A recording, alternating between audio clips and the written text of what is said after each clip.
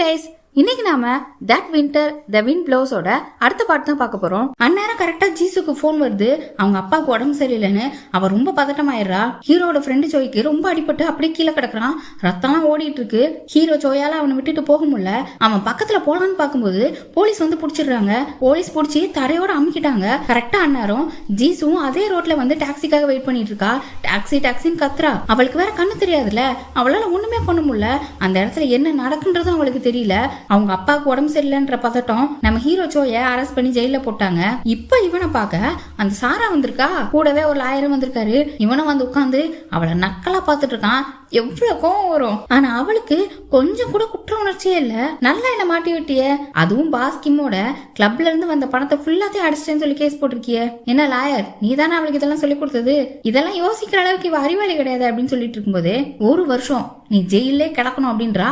இவங்க டென்ஷன் ஆயிடுச்சு. என்ன நினைச்சிட்டு இருக்க, நான் இப்பவே லாயர் கிட்ட பேசி பெயில வந்துருவேன். என்ன 4 கோடி தானே அப்படிங்கும் போது, பெயிலா கண்டிப்பா அது உனக்கு கிடைக்காது. 4 கோடி இல்ல 60 கோடின்றா. அது மட்டும் இல்லாம இல்லீகலா கேம்பிளிங் பண்ணது, கையாடல் அப்படி இப்படின்னு கண்டிப்பா நீ 1 வருஷத்துக்கு வெளியிலவே வர முடியாதுன்னு சொல்றா. ஜோய்க்குனா ரொம்ப ஷாக்கா இருக்கு. என்னடா இப்படி பண்ணிட்டான்னு நினைக்கும் போது அவ இருந்துட்டு, ஏன்னா நான் உன்னை லவ் பண்ணேன் அப்படின்னு ரீமாசன் மாதிரி பேசிட்டு இருக்கா. இப்ப இவ 1 வருஷம் யூஎஸ் போக வேண்டியிருக்கான். அந்த டைம்ல இவன் வேற ஏதாவது ஒரு பொண்ணை கரெக்ட் பண்ணிடக்கூடாதுன்றதுக்காக இந்த வேலையை பார்த்திருக்கா. அதோட 1 வருஷம் கழிச்சு ஜெயில இருந்து வந்ததும் சுவிட்சர்லாண்டுக்கு வா, நான் அங்கதான் காசெல்லாம் பதுக்கி வச்சிருக்கேன், சுவிஸ் பேங்க்ல போட்டு வச்சிருக்கேன், நம்ம சந்தோஷமா வாழலான்றா. இவனுக்கு எவ்வளவு கோவம் வரும். செம்ம கட்டுப்பாயிட்டான். என்ன நடந்தாலும் இதுக்கு மேல உன் கூட சேர மாட்டேன்னு சொல்லி டேபிள் எல்லாம் தூக்கி போட்டு செம்ம கோவத்துல அங்க இருந்து போயிட்டான். இப்ப அப்படி இந்த பக்கம் ஜீசுவோட அப்பா இறந்துட்டார் போல. அவருக்கு நல்லடக்கம் எல்லாம் முடிஞ்சிச்சு. ஜீசு எல்லாம் பயங்கரமா அழுதுட்டு இருக்கா. சோயும் ஜெயில கிடந்து கஷ்டப்பட்டுட்டு இருக்கான். இப்போ 1 வருஷம் ஆயிடுச்சு. இப்ப இவன் ரிலீஸ் ஆயிட்டான். அவன் ஃப்ரெண்டு பார்க் தான் அவனை கூப்பிட வந்திருக்கான். ஒரு ஓட்ட கார்ல கூட்டிட்டு போயிட்டு இருக்கான். சோயோட வீடு கார்னு அவங்க கிட்ட இருந்து மொத்த சொத்தை எடுத்துக்கிட்டாங்களாம். அந்த கோவத்துல பார்க்கு பாஸ் கிம்மோட கிளப்புக்கு போயிருக்கான். அவன் கையை உடச்சு அனுப்பி விட்டுருக்காங்க.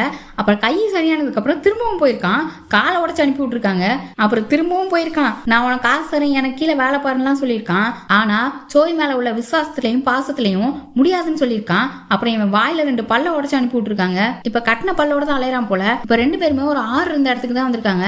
இப்ப அது ஃபுல்லாவே பனியாயிடுச்சு. நம்ம ஹீரோட ஃப்ரெண்டு சோய் இறந்தான்ல, அவனோட அஸ்தியை இந்த ஆத்துல தான் கரைச்சிருப்பான் போல இந்த பார்க்கு. இப்பவும் பிஎல் குரூப்போட பையன் சொன்னால, அது பொய்ன்னு தான் பார்க் நினைச்சிட்டு இருக்கான். பார்க் கிட்ட சோய், நீ இனிமே என் கூட இருக்காத, நீ நல்லபடியா போய் வேற ஏதாவது வேலை பாரு, இல்ல அந்த பாஸ் கிம் கூட போயிரு. நீ உன் அப்பாவுக்கு நிறைய சம்பாதிச்சு பெரிய பண்ணை வச்சு 100 மாடு வாங்கணும்னு சொல்லி தானே ஆசைப்பட்டுட்டு இருக்க. என் கூட இருந்தா நடக்காதுன்னு சொல்ல சோயோட மேல இருந்த விசுவாசத்துல அதெல்லாம் முடியாது, இதே மாதிரி நீ என்ன விட்டுட்டு போவியான்னு கேட்க சோய்க்கு அந்த கேள்விக்கு பதில் இல்ல. இப்ப திரும்பவும் நைட்டு சூதாட்ட கிளப்புக்கு தான் போறாங்க. அங்க இவங்களை உள்ளே விட மாட்டேன்றாங்க. பார்க்லாம் செம்ம கோவத்துல கொந்தளிச்சிட்டு இருக்கான். அந்த பாஸ் கிம்னு ஒருத்தர் இருந்தார்ல, அவர் தான் இவங்களை எங்கேயுமே அலோவ் பண்ணக்கூடாதுன்னு சொல்லியிருப்பார் போல. இப்போ ஒரு சின்ன கிளிப் மாதிரி காட்டுறாங்க. ஒரு பார்ட்டியில வச்சு அந்த பாஸ் கிம்ன்றவரு சாரா சோய்க்கு பின்னாடி போறத பாத்துருப்பார் போல. இவன் அதை யோசிச்சு பாக்குறான். என்ன விஷயம்ன்றது இப்ப நமக்கு தெரியல. இந்த பார்க்கும் அங்க இருந்து 2-3 பேரை அடிச்சு போடுறான். அப்புறம் சோய் மண்டுன்னு ஒரு ஆளுக்கு கால் பண்ண, அவன் நான் பிஸியா இருக்கேன்னு கட் பண்ணிடுறான். இதை கேட்ட பார்க்குக்கு இன்னும் கோவம் வந்துச்சு. என்ன பிஸியா இருக்கானா, அவன் இன்னைக்கு செத்தான் அப்படின்னு அங்க இருந்து கிளம்புறான். இப்ப சோய் தனியா தான் நின்றுட்டு இருக்கான். அப்ப ஒரு ஆள் வராரு. இந்த ஆள் சரியான கேங்ஸ்டர் போல.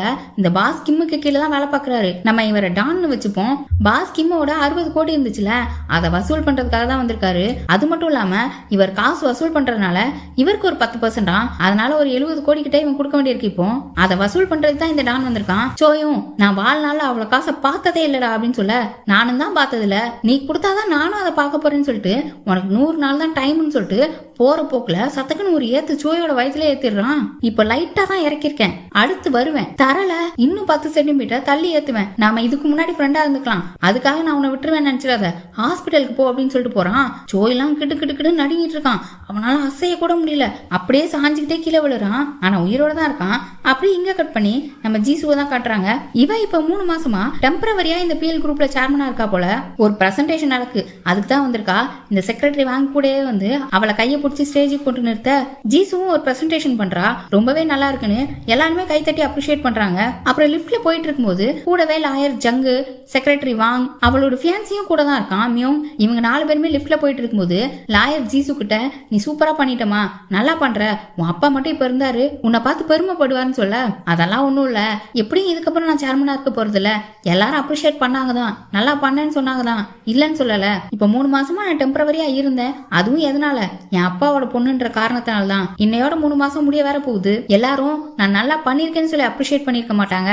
ஒரு கண்ணு தெரியாத பொண்ணு பிரசன்டேஷன் பண்றாளேன்னு சொல்லி ஆச்சரியப்பட்டிருப்பாங்க அப்படின்னு சொல்லிட்டு இருக்கா. எல்லாரோட முகமுமே வாடுது. அவ சிரிக்கிறாதான், ஆனா அவ முகத்துல அவ்வளவு கஷ்டம் தெரியுது. அப்புறம் அவ கார்ல ஏறும்போது லாயரையும் கூப்பிடுறா.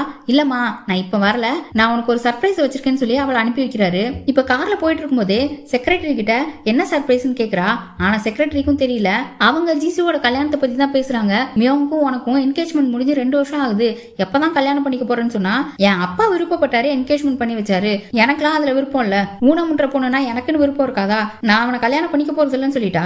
டான் கிட்ட கத்தி குத்து வாங்கின சோய் ஹாஸ்பிட்டல் அட்மிட் ஆகியிருக்கான். கொஞ்சம் சரியானதுமே சண்டை கிளம்பிட்டான். எங்க வந்திருக்கானா, இந்த மண்டுன்னு ஒருத்தன் போன் பண்ணால, அவன் கூட பிஸின்னு சொல்லிட்டானே, அவனோட இடத்துக்கே அவனை பார்க்க வந்திருக்கான். ஆனா இவன் வரப்போறான்ற செய்தி அந்த மண்டுக்கு தெரிஞ்சிச்சு.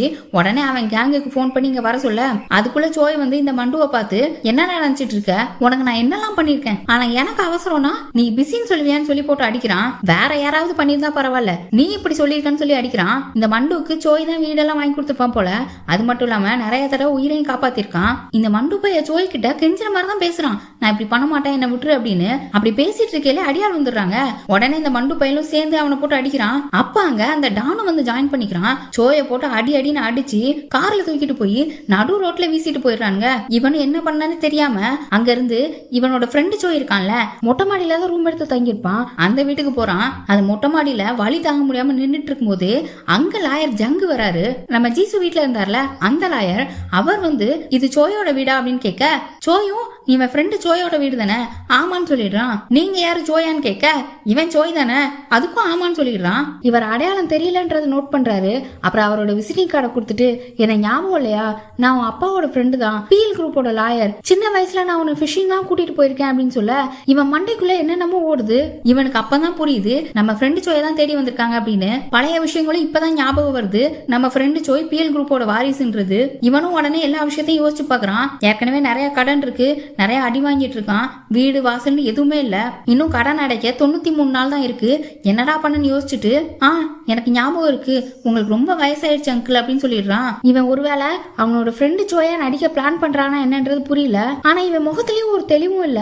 இந்த லாயர் ஜங்கும் நம்ம பீல் குரூப்போட வாரிசை கண்டுபிடிச்சிட்டோன்னு சந்தோஷப்படுற டைம்ல கரெக்டா அங்க பார்க் வந்துடுறான். சோயோட முகத்துல வேற காயமா இருக்குமா, ஒருவேளை இந்த லாயர் ஜங்கு தான் எதுவும் பண்ணிட்டாரோ அப்படின்னு சொல்லி, யார் இவரு, என்ன பண்ணிட்டு இருக்காரு, நடுராத்திரில உங்களுக்கு என்ன வேலை, இவர்தான் உன்னை இப்படி பண்ணதா அப்படி இப்படின்னு கத்திட்டு கிடக்கான். ஆனா சோய் இந்த பார்க் ஏதாவது உண்மையா உளறிடுவானோ என்னமோன்னு பயந்து போய் அவனை தள்ளிட்டே போய் ரூம்ல போட்டு அடைச்சிடறான். லாயர் ஜங்கும் பின்னாடியே தான் வராரு.